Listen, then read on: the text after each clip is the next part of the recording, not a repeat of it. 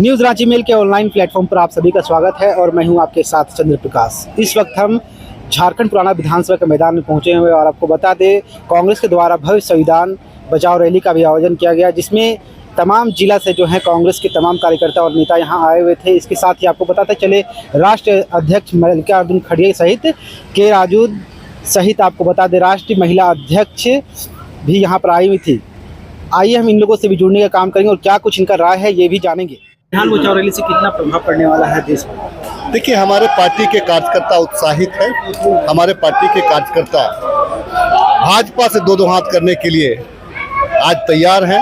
हमारे पार्टी के कार्यकर्ता आज गांव मोहल्लों टोलों में जा करके भारतीय संविधान को भाजपा के द्वारा किस प्रकार से धीरे धीरे करके घून की तरह उसको खाया जा रहा है, चाहे वो फॉरेस्ट एक्ट में संशोधन हो, चाहे वो वक्फ संशोधन बिल हो, चाहे भूमि अधिग्रहण बिल में संशोधन हो, चाहे आरक्षण को समाप्त करने की बात, चाहे आप जितने भी हमारे सरकारी उपक्रम है उसको बंद करने की बात हो, चाहे जिस प्रकार से प्राइवेटाइज की ओर देश को बढ़ाने की बात हो, जिस प्रकार से हमारे अडानी अंबानी और बड़े जो उद्योगपति हैं उनको देश का पूरा पैसा देने और पूरा संसाधन देने की बात हो, कांग्रेस पार्टी इसका विरोध करेगी और कांग्रेस पार्टी संविधान के अनुरूप देश को चलाने के लिए लोगों को जागरूक करेगी। भाजपा का आरोप भी था कि 70 साल से कांग्रेस आज देश में राज किया, ऐसे में अपनी संविधान जो है अपने अनुकूल बनाने का काम किया, अपने फायदे। देखिए, भाजपा से पूछिएगा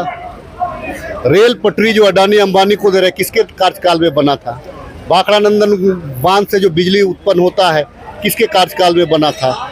इस देश में जितने भी कारखाना बने, जो हमारे जिसको कहा जाता है कि नवरत्न कारखाना बने, किसके राज्य में बना था? भाजपा तो उसी को बेच रही है, आज भी फिर भी बेच के खत्म नहीं कर पा रही है। कांग्रेस से इतना क्या, आजादी के बाद इस देश में सुई नहीं बनता था, 70 वर्ष के बाद भाजपा उसको बेचते बेचते भी थक जा रहे हैं लेकिन खत्म नहीं कर। बचाओ रैली से कितना प्रभाव पड़ने वाला है कांग्रेस देश में? देश ही नहीं, आप देख रहे होंगे कि जिस तरह पब्लिक की सहभागिता थी और उमड़ घुमड़ के लोग आए थे, राहुल जी के बातों को अब देश सुनने लगा है, समझने लगा है और उनके संकल्प में सहभागिता भी निभाने लगा है। निश्चित रूप से यह यहाँ के कार्यकर्ताओं में उत्साह भरने का काम किया राष्ट्रीय अध्यक्ष मल्लिकार्जुन खड़गे साहब ने, और साथ ही इसका प्रभाव अगले 40 दिनों में आपको देखने को मिलेगा पूरे देश में और इस राज्य में भी, कि कैसे इसको लेकर गांव-गांव में लोगों को अवेयर किया जा रहा है। इसके साथ ही जो रिलेवेंट टॉपिक्स है उस पर जो चर्चाएं हुई, देश में अभी संविधान बचाने की ज़रूरत के साथ साथ देश की आंतरिक सुरक्षा और आतंकवाद के खिलाफ लड़ने की जो अभी ज़रूरत आन पड़ी है, उसको लेकर भी आपके बीच में हमारे बीच में कॉमन प्लेटफॉर्म पर चर्चाएं हैं। उसमें कांग्रेस का स्टैंड है कि देश के अंदर हम राजनीति करते हैं, हम अपनी बातों को रखते हैं, हम आपकी आलोचना समालोचना करते हैं, लेकिन जब देश की सुरक्षा की बात हो, जब आतंकवाद से लड़ने की बात हो, जब कोई पहलगाम जैसी घटना का हिमाकत करे, अमानवीय कुकृत्य करे, तो हम पक्ष विपक्ष नहीं, हम सब एक होकर लड़ने के लिए कृत संकल्पित हैं। एक एक कतरा आपके साथ है। आप क्या कार्रवाई करना चाहते हैं, देर क्यों हो रही है, ये देश जानना चाहता है। और यह इस देश में हम और हमारे लोग सुरक्षित हैं कि नहीं, इसका ठोस आपसे आश्वासन चाहते हैं। इसको लेकर देश केंद्र की ओर देख रहा है। हमें सेना का मनोबल बढ़ाने का ज़रूरत है, सेना के साथ हैं और हर एक भारतीय को अपने सेना पे गर्व है। और जो रिलेवेंट चीज़ें हैं, संविधान बचाना हो, आपने देखा होगा शुरू से राहुल जी के बातों में वो लोग हल्के में लेते थे, लेकिन आज आखिर कौन सी मजबूरी आ गई जो केंद्र सरकार को जातिगत जनगणना का कैबिनेट करना पड़ा। करना भले आपको पड़ा, लेकिन श्रेय इस देश की जनता ने, मैं कांग्रेसी हूँ इसलिए नहीं, आपने, मीडिया ने, देश की जनता ने, सब ने राहुल जी को दिया कि आखिर उतना दिन का उनका संघर्ष, भारत जोड़ो न्याय यात्रा, उनकी पद यात्रा रंग लाई, आखिर उन्होंने नाक में दम कर दिया। तब केंद्र को ऐसे समय में यह निर्णय लेना पड़ा। श्रेय उनको जाता है। इस झारखंड में हम खड़े हैं, हमारे पहले मुख्यमंत्री आदरणीय गुरुजी नहीं थे, लेकिन अगर अलग झारखंड का श्रेय गुरुजी को ही जाता है कि आपने संघर्ष किया। तो ये सब चीज़ें एक दिन में तय नहीं होते, कंपाउंड इफेक्ट है। छोटी छोटी रैलियाँ, ये जो राहुल जी जिसकी ओर देश देख रहा है, ये जो आज प्लेटफॉर्म था, ये मायने रखेगा देश के लोगों का। आपका खास करके एक चीज़ और अच्छा आप आज के दिनों में देखने को मिलता है, मीडिया जो पहले डरी हुई थी, चीज़ों को नहीं दिखाती थी, अब पूछना शुरू कर दी कि आप जवाब दो। सत्ता आपके हाथ में है, बॉर्डर आपके हाथ में है, सुरक्षा आपके हाथ में है, आपको जवाब देना चाहिए। आप लोगों को भ्रम की स्थिति में क्यों ला रहे हो? किस बात का आक्रोश मार्च देश के अंदर? मार्च करना चलो बॉर्डर पे करेंगे, जहाँ से ये चीज़ शुरुआत होती है।